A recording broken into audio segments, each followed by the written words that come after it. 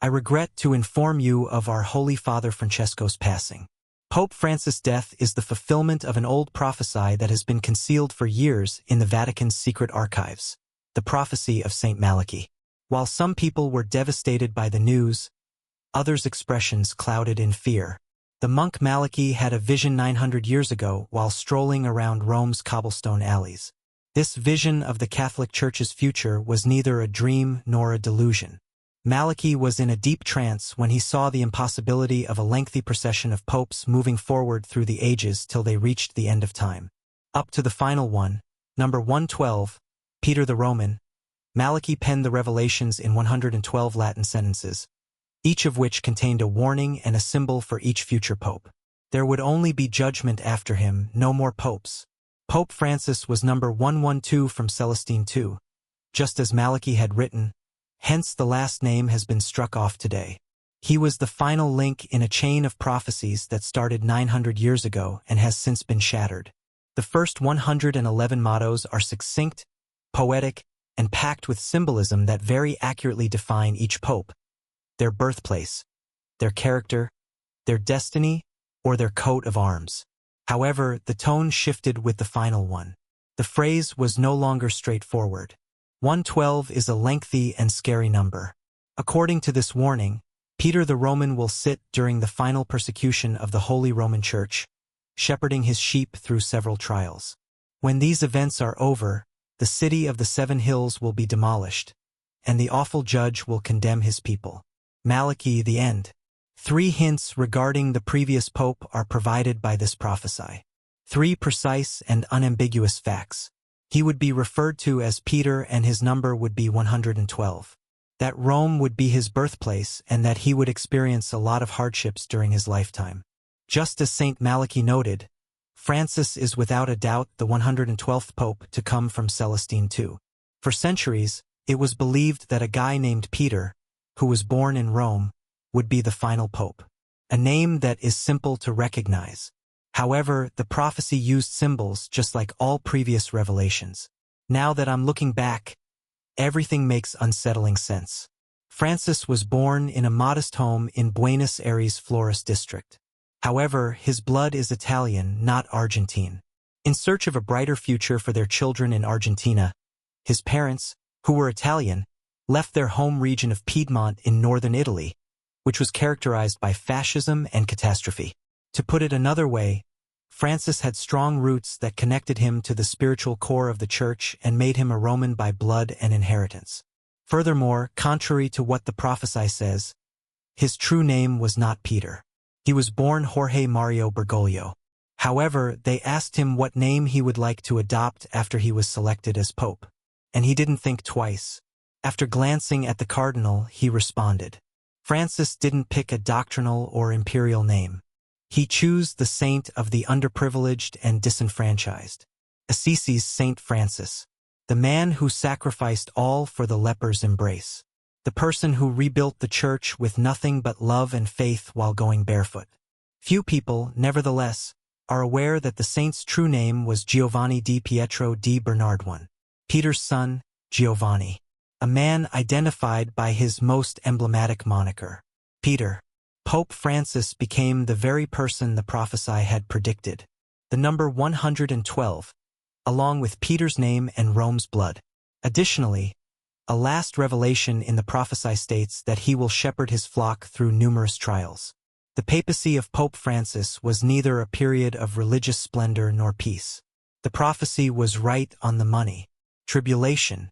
When he was a young man and started to experience soreness in his side, it was a horrific event that marked the beginning of his own faith. Then a lingering fever. Then he started to lose air. He was unable to breathe. He was taken to the hospital by his parents. The physicians there regarded him solemnly. It was a dreadful diagnosis. His life was threatened by a serious lung illness with cysts. The right lung was impacted because the virus had spread too far. There was nothing else the physicians could do. A portion of the right lung had to be removed. The postoperative phase was uncomfortable, and the surgery was dangerous. He was unable to get out of bed for entire days. Nevertheless, something occurred in that chilly room with the white coats, tubes, and silence. He encountered the frailty of life there for the first time. He realized he was not unbeatable, that death can strike without warning, that his body might collapse. He wasn't scared, though. He was clear. He prayed for something more profound, while others prayed for his well-being. To comprehend why he was in anguish, he made no request to have his pain alleviated. He prayed for a reason for his pain. Never again was he the same. Every breath was a miracle from that moment on, and that he still had work to perform, which is why God allowed him to live. Something amazing, and he made a choice only a few months after he recovered, still feeling weak and having trouble breathing. He was in God's presence. Additionally, he was subjected to hundreds of criticisms regarding his identity from the moment he was appointed pope. The pope was non-European for the first time in history. He was also a Jesuit. He had to deal with a wounded church that was rocked by crises of sexual abuse that broke out on every continent. The victims' voices rose. Shame spread, and it was no longer possible to ignore the cry for justice. Francis did not downplay how serious the issue was. He begged for pardon in public. He shared the victims' tears, and he initiated a comprehensive reform to eradicate impunity. However, it was not simple, because there was institutional silence behind each case. Hierarchies of power, networks that opposed any transparency efforts, and one wound was compounded by another. Polarization inside. Cardinals are deeply divided. Conflicts between conservatives and progressives, and an increasing suspicion of the Vatican's hierarchies. If a gay person accepts the Lord and has goodwill, who am I to judge them? He stated at a press conference while flying back from his first apostolic trip to Brazil. He started to be perceived as a threat by the Church's more conservative factions. They charged him with being progressive, vague, and a relativist. A few cardinals even requested clarifications in open letters. Others accused him of heresy without providing any proof. They likened him to Luther, John XXII, and even Paul VI. However, he didn't answer or defend himself. He just kept going calmly, slowly, and with a conviction that outweighed the criticism. Because he was aware that his purpose was to serve, not to please, and that every real reform must be painful before it can succeed. Francis never wavered from his vision in spite of everything. According to him, the Church's future lies in transparency rather than retreat. The Church keeps using a word that many people find unsettling. Synodality. A church that walks in unity. Together they discern. That hears the Spirit in people, women, laity, and others who have never been heard, not just in high positions. He supported a less clerical, more horizontal church where everyone could speak. A church that welcomed those who have been marginalized for generations, including as women, divorced people, migrants, and the rejected, as a conversion, not as a tactic. He was accused by some of being overly sensitive, others for being very inflexible. Every move and every phrase were magnified by social media. It wasn't only internal issues either. One of the most turbulent times in the contemporary world occurred under his papacy. Conflicts such as the one in Ukraine, the persecution of Christians in the East, the economic and ecological crises, and a culture that is becoming more and more intolerant of religion worldwide. And the pandemic struck in 2020. Millions of people's public lives were halted by COVID-19, which also closed temples and crippled pilgrimages.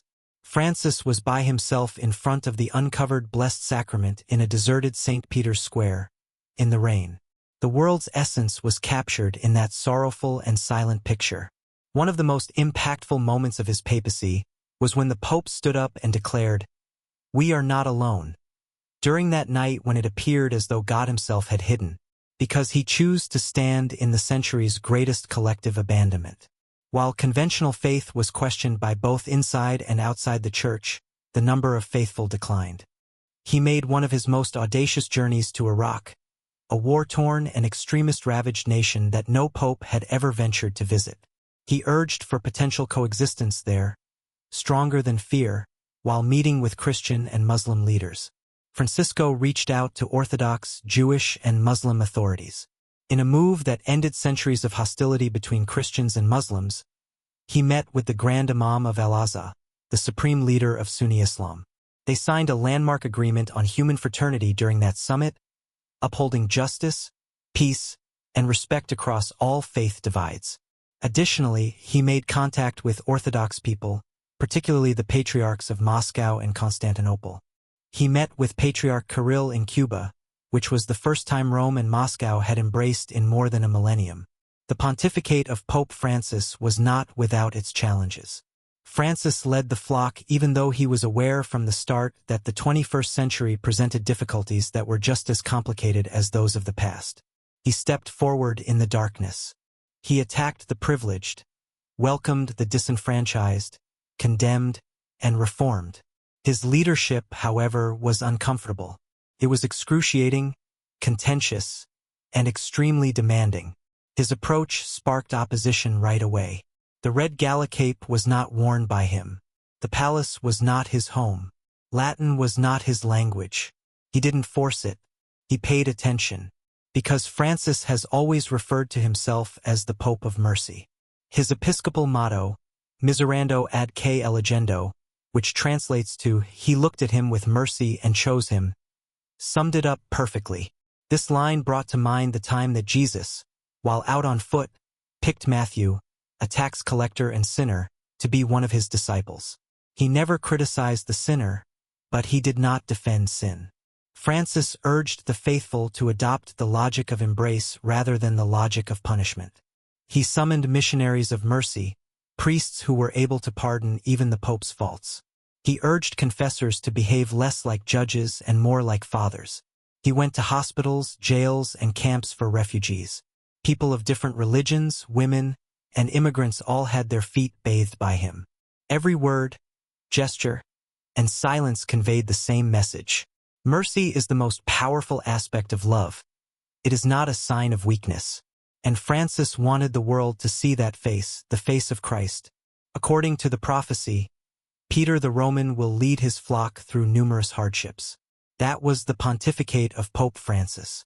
And it's over just like it was said. However, the prophecy concludes by stating that the city of the seven hills will be destroyed and that the awful judge would judge his people when these events are over. The conclusion. That brief but devastating statement signifies the end of an era as well as the end of a list of popes. There is no metaphor in the city of the seven hills. A city constructed on seven hills is also mentioned in Revelation 17. The woman sits atop seven hills, which are represented by the seven heads. There is no mystery about that metropolis. Rome is the location. It's the same Rome Malachy says will be destroyed following the last papacy. A location that will focus judgment, cleansing, and maybe the end of an entire age. And that location will be devastated in accordance with the prophecy. Not by bombs or flames, necessarily. It's possible that the damage is more subtly spiritual. Because devastation is not included in the prophecy. There is a caution at the conclusion. His people will be judged by the awful judge. In other words, a judgment will be rendered. Not just the wicked, but even the religionists. The prophecy of Saint Malachy is more than just a warning that the end of the world is near. The truth is that the prophecy's fulfillment is so precise that even those who doubt it have been forced to keep quiet, despite the fact that many have dismissed it as a fiction. Celestine II in 1143 was the first. He was referred to as ex Castro Tiberis from the castle of Tiber in the prophecy. In fact, his real name, Guido di Castello, was born in the Tiber region and served as a cardinal in a church near the Sant'Angelo Castle, which is located beside the river that runs through Rome. It is a geographical location rather than a symbolic interpretation. Literal, exact. The prophecy was still true centuries later in the present era. Named after the half-moon, De Meditate Luni, Pope John Paul I was elected in 1978. Only 33 days after being elected on a half-moon day, he passed away on another half-moon day. His brief and enigmatic pontificate continues to inspire speculation regarding his untimely demise. As the prophecy said, a half-moon. De labor solis, which translates to the work of the sun, or the eclipse of the sun, was the moniker given to his successor, Pope John Paul II. Karol Wojtyla passed away on April 8, 2005, during another eclipse, Having been born on May 18, 1920, the day of a solar eclipse, his whole existence was a moving light. He preached all over the world and traveled more than any other pope in history. He was a representation of faith, solidarity, and defiance. A sun that never stopped working. Furthermore, it doesn't stop there. Gloria Olivi, or the Glory of the Olive, was the nickname given to Benedict XVI. He was sometimes linked to the Benedictine order, which is represented by the olive branch. Others with his theological profile, peacemaker nature, and somber manner. In actuality, his papal name, Benedict, appears to be a clear reference to the Prophecy, as though he personally want to validate it. These instances are not unique. Malachy's mottos have gradually come to reflect historical, biographical, and spiritual truths. Thus, what at first glance appeared to be a poetic list has evolved into a prophetic collection. Prior to the final judgment, the last pope would serve as the Church's last protector. However, Pope Francis' passing has ended more than just one chapter. A rift has been created, and doubt that casts a silent shadow over the world. Because if Francis was, as many think, the final pope to be prophesied, then the future is a shift into the unknown rather than an election. What comes next is the question. Will a new, genuine pope be elected? Or will someone pretend to be Peter and take his place? Many people don't have any doubts. The next leader will be a wolf in sheep's clothes rather than a shepherd. According to some apocalyptic and prophecy researchers, Francis' successor will unavoidably be the false prophet, the one described in Revelation 13, who appears to be pious but speaks like a dragon, to deceive, not to save. He spoke like a dragon, but he had two horns like a lamb. Two statements stand out as warnings that are no longer debatable when the queries grow in number. Who will be the next pope if Francis was the last? Will the Antichrist's path be paved by the incoming leader? The prophecy of Saint Malachy is not the only one. For millennia, the scriptures have forewarned us about what appears to be happening right now. In his epistle to the Thessalonians, the Apostle Paul also issued a warning. The man of sin will be exposed and there will be apostasy prior to the end. Jesus was considerably more straightforward in Matthew 24. He predicted that there would be earthquakes, plagues, famines, and wars prior to the end. He referred to it as the start of grief. And simply take a peek around us. Natural calamities, nations on the verge of war, worldwide pandemics, and moral and spiritual aggression that spreads like an unseen virus. It's not a coincidence. It's a series. These texts felt like far-off warnings for years. They feel connected now that Francis is dead. It's all written. The fake leader who will pose as God's representative will be exposed, and the faith will be betrayed. There is brightness even in the shadows. An era may come to an end with Francis's passing, but faith endures. Because genuine faith endures beyond human life. In times of adversity, faith endures, grows, and transcends. And this is a call now more than ever. Not to be afraid, but to awaken, to abandon apathy, to look urgently, humbly, and sincerely toward God. Because we know who is in charge, but we don't know what will happen next. You have no idea what time of day it is, so stay up. Francis did not leave behind a palace or other imposing buildings. He left behind something more difficult to construct and more difficult to destroy. A legacy. The Pope was the one who opened the door, defying convention. The individual who descended from the papal balcony to stand on the same level as the populace. The one who listened instead of trying to force their will. The person who valued truth over political calculation and consistency over praise. His legacy is that he brought the most genuine representation of Christianity back to the world. He kept saying it. The person who suffers is the embodiment of God. Francis changed the Church by fostering an encounter culture in addition to issuing decrees. He maintained that the core of the Christian message is mercy. Most challenging of all, he preached truth, lived debate, and did it with humility. He talked about second chances in a society that passed judgment. Francis aimed to make the Church more genuine, approachable, and human rather than perfect. And because of him, the Church had the courage to go back to Jesus, its core. He has completed his mission. And now, Following years of hardship, perseverance, and bravery, he has risen to face God. May his soul find the world the tranquility he wanted. I pray that heaven will embrace him. Peace be with you, Francis. Amen.